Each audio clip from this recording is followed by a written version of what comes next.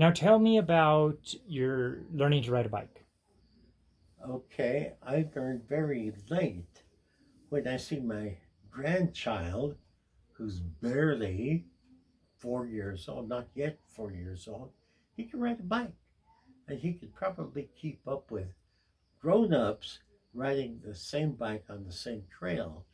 And I was very impressed, but I had to have been 13 or something. And we had one bike owned by Dolores, and though she denies it to this day, she rented it to us. Where did she get the bike? She got it for Christmas from Dad. But it was the only bike. It was a girl's bike, and it was one of those with fat tires. Had a carrier, a lot of bells and whistles, but well, yeah, it made the bike very heavy. But we would rent it from her, like for a dime. We could go all the way to town. She usually kept a stopwatch on us. And, What about Savarino? oh, Tell us Sabrina. tell us about your about your relationship with Savarino. Okay. Now, I always liked and respected Severino, but I feared him because he didn't have anybody else to beat up. He was bigger than I was, not much. We were about the same size, but he was much stronger and he knew more holds and more punches and more ways too. He could also reduce me psychologically. He could call me names and all that, or trick me, or grab the last tortilla off the plate. I thought for the most part he was mean. I didn't like growing up with him. I would fantasize. I would, before I fell asleep, and I knew he was right below me in the bunk beds. I'd be, I'd run this little movie in my head in which he had jumped me, and I dodged, and I punched him again and again, and people had to pull me off to stop me from punching him. And that the girls had jumped in, the sisters had jumped in and said, "Oh, you killed him." And they would say, "Huh? Too bad, but let's tell Dad." And then Dad and Nina, my mom, would they brush it off. They'd say, "Well, you did the right thing, and it turned out for the best." Now he's dead. That was a dream. I didn't dare reenact that. There was a policy where Tata, Dad, said that he would give me, I think, a quarter a week. He'd put me on the payroll, he said, if I would obey Severino. Now, I jumped at the chance. I had to obey him for a whole week. And on Saturday, the day of reckoning, Dad would decide to give me a quarter or not. Now, I think he always paid me because I would exaggerate the things I had done. But, Serena was mean. And if I didn't do something, if I didn't jump to it, if I didn't run errands for him, uh, or if in any way I disrespected him, he would say, "Well, you're off the payroll." And it was up to him to decide whether I'm on the payroll or not. But the threat frightened me quite a bit because one time Tata forgot about the payday thing, and I didn't dare bring it up because I was afraid that that would delay the payment still another week and then forever. But um, he finally, I explained to Tata, my dad, the best way I could that I didn't think it was fair that he was uh, being punitive. I didn't know what the word punitive meant at the time, but that he was being picky and he was trying to torture me. And so I think I always collected the quarter, which to me was gold. I just thought that's money in the bank. That kept on for 2 or 3 years until I got a job and Sabrina got a job and we got jobs selling papers. That's the kind of job we had. So, what about the time that he put his jacket on you? What a memory. Now, okay, that was in the heat of the summer. Now, in Vegas at the time, the mornings were very cool, and being offspring of Nina, my mom, our mom, we couldn't leave the house without what she called the borlaguera, which like a sheepskin. It wasn't quite that, but it was a heavy coat, and we were to wear it at all times. What if it gets too cold, I would want to ask what if it gets too hot. And a lot of kids I noticed would be sent to school with a heavy coat, but then they would shed it at some place. Most of us had a place in the classroom where we could place the coat. But didn't Savarino cause some trouble and put his jacket on you so they identified you Oh as yeah, the okay. culprit? Yeah, now he was a baqueton, which is Nina's word for troublemaker.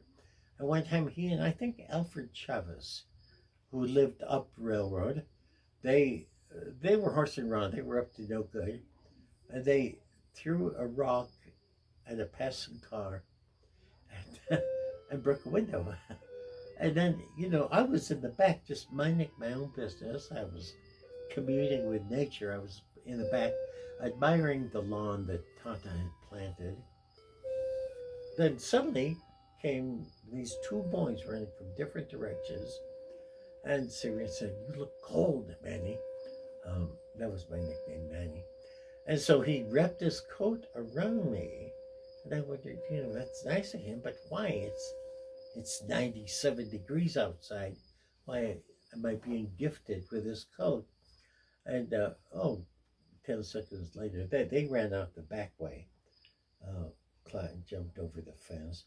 And then this elderly man came huffing and puffing. He was really puffing hard, and we accused me. You broke my window. And, well, I didn't know anything about it. I didn't even know for sure which boys had run from either side of the house and gift wrapped me that way. And I, I was innocent, and I told him I was innocent, but I didn't tell on them. I didn't say, well, they're the ones who did it. I just kept quiet. Now, I don't know how that was ever resolved. If it had been if I had done it, I would have knocked on the man's door that evening and said, "Sir, I'm going to broke your window. How can I repair or replace it?" Severino would probably just deny it and say, "No, I have a twin brother, but he moved to L.A. last week."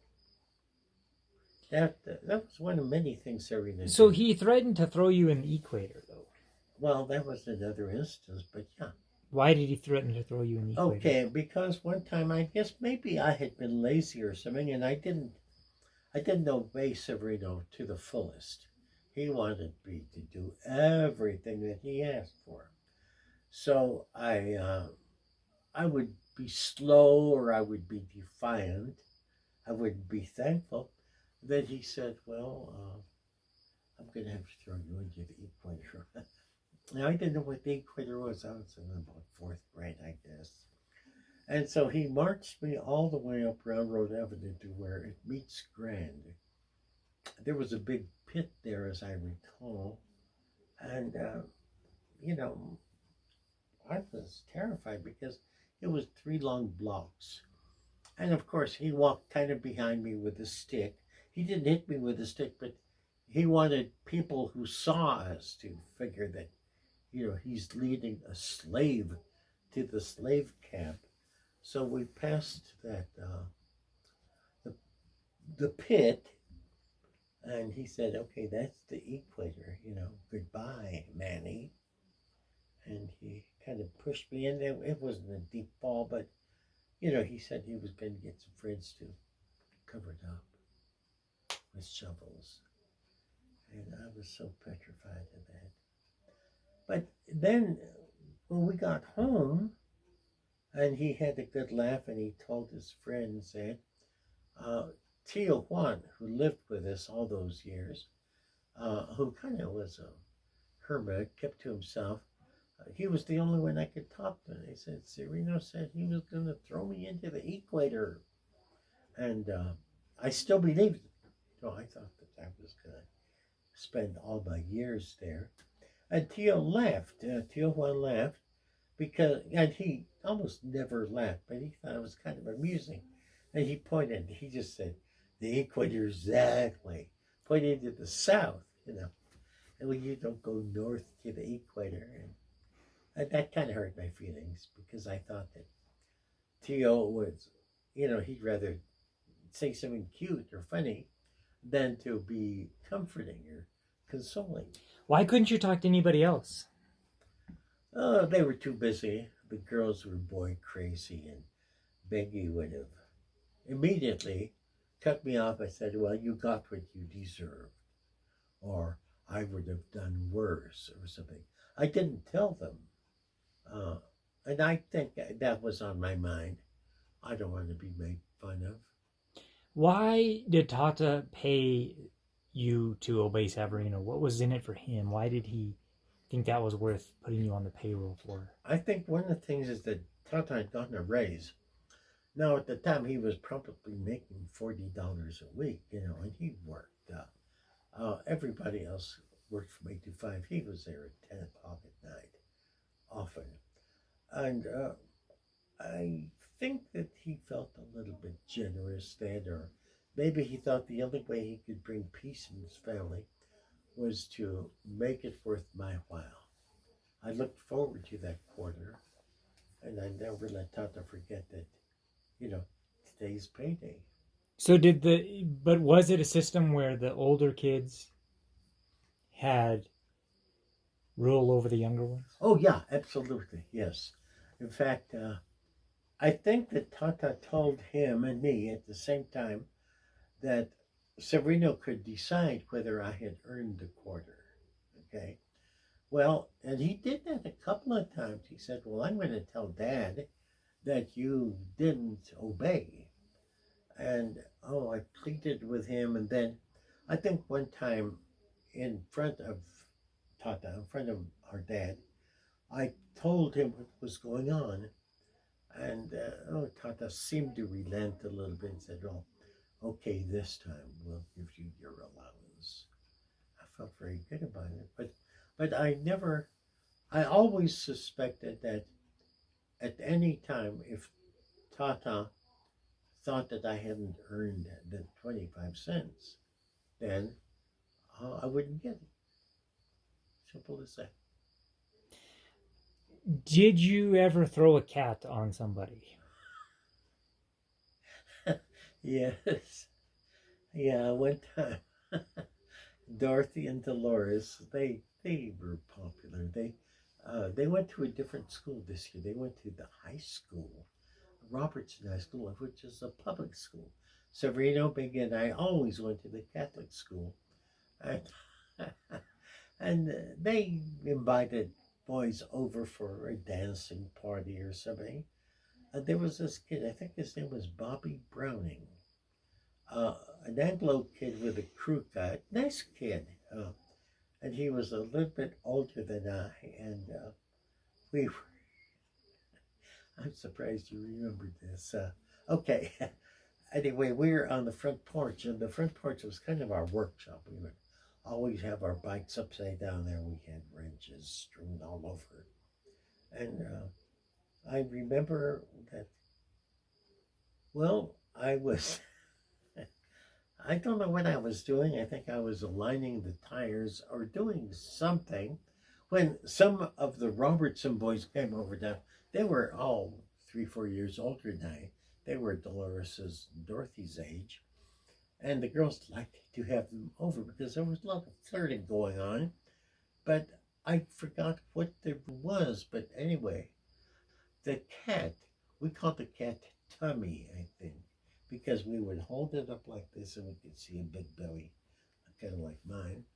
And I don't know, I guess he wasn't paying attention to me, or I don't know what Bobby was up to, but I liked him, and I was having fun with him.